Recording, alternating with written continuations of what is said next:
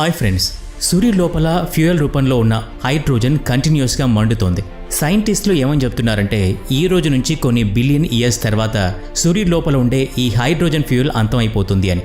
ఆ తర్వాత సూర్యుడు మండడం ఆపేస్తాడు.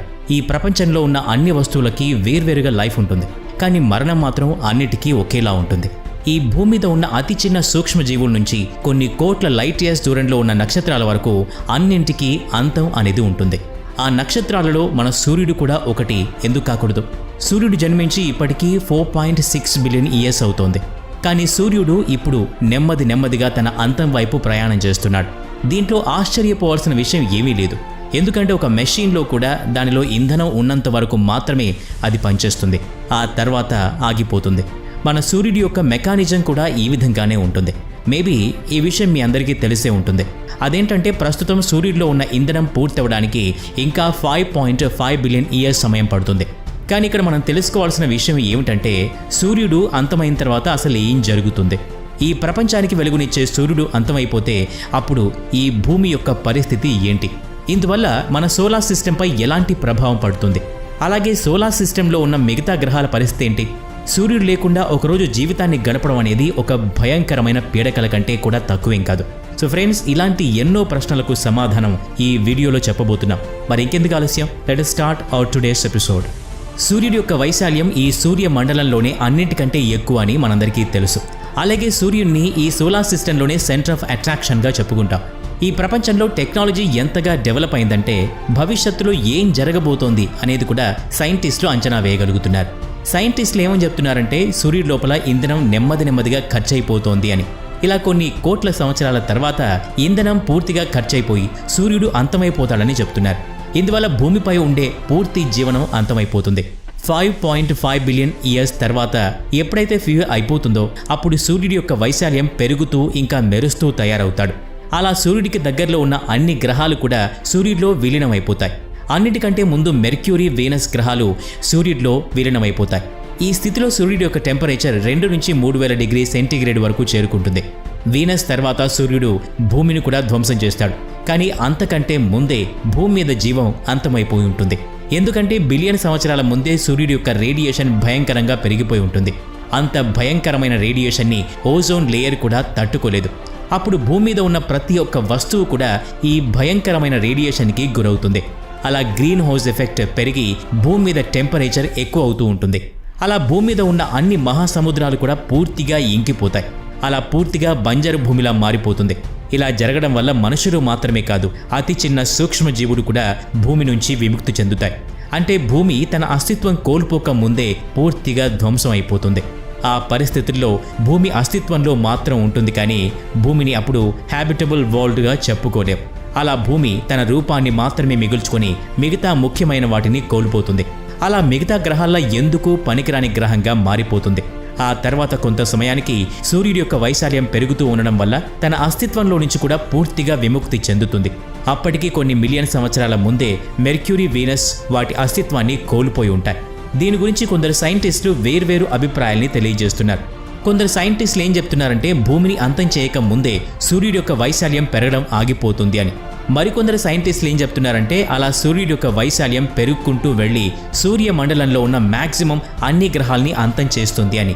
మార్స్ గ్రహం కూడా సూర్యుడి నుంచి తప్పించుకోలేదు.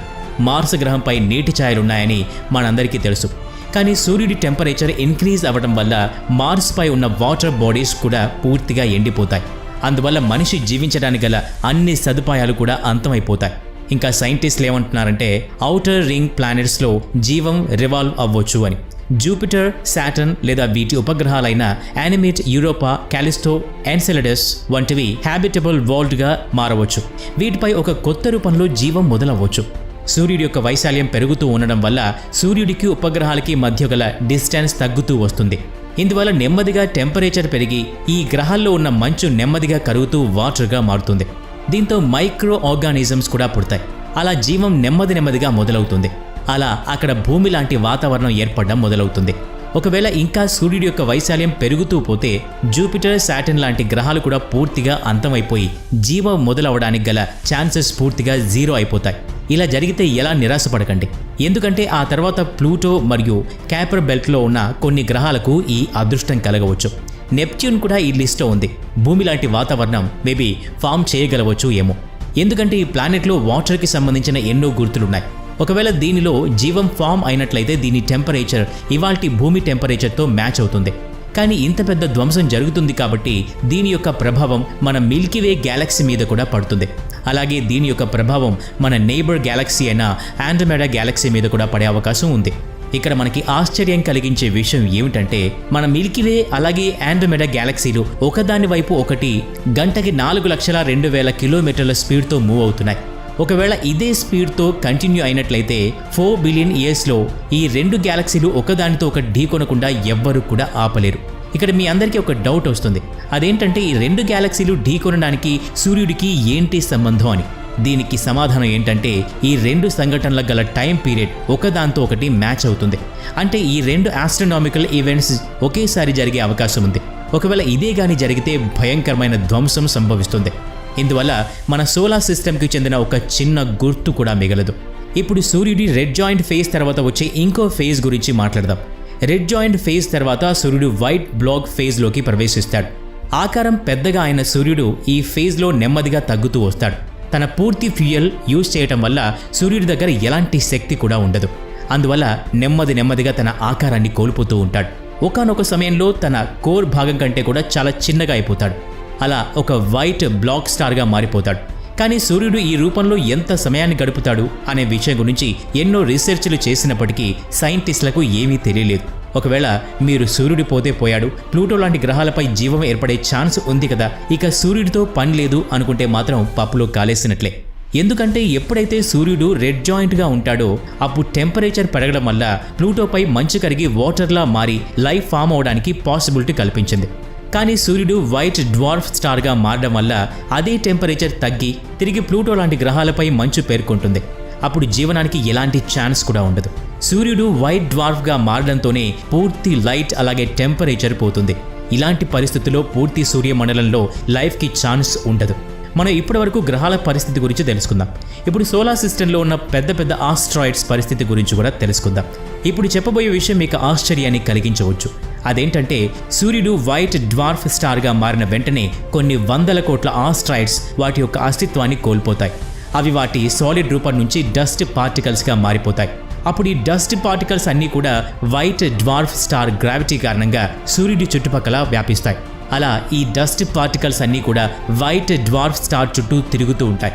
ఈ వైట్ డ్వార్ఫ్ స్టార్ పూర్తిగా బ్లాక్అవుట్ అయ్యేంత వరకు కూడా డస్ట్ పార్టికల్స్ తిరుగుతూనే ఉంటాయి. ఇవన్నీ విన్న తర్వాత మనకి తెలిసిన విషయం ఏంటంటే సూర్యుడు మరణం అంటే మన పూర్తి సోలార్ సిస్టమ్ యొక్క మరణం అని. సో ఫ్రెండ్స్, ఈ వీడియో గురించి మీ అభిప్రాయాన్ని కామెంట్ బాక్స్లో తెలియచేయండి. మరియు ఈ వీడియో నచ్చితే లైక్ చేయండి, షేర్ చేయండి. అలాగే మన ఛానల్ని సబ్స్క్రైబ్ చేసుకుని పక్కనే ఉన్న బెల్ ఐకాన్ని యాక్టివేట్ చేసుకోండి. Thanks for watching.